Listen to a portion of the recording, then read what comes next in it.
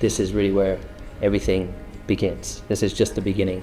I'm so encouraged and so grateful that the government is engaged and is committed to pushing for change.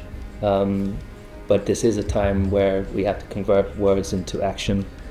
That's ultimately why I created Mission 44, because perhaps very similar to some of you, I've come through a normal working class family. I've gone through the normal schooling education, and ultimately it failed me, and I was expelled and kind of cast aside. And I see that still 25 years later, it's still happening.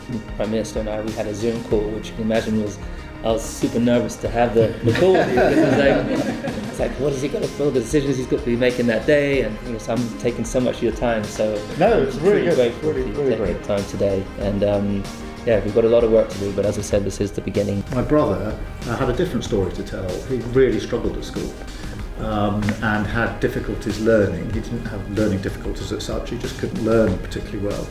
And then in his time it was a question of just push him to one side effectively and treat him as someone who had never really learned.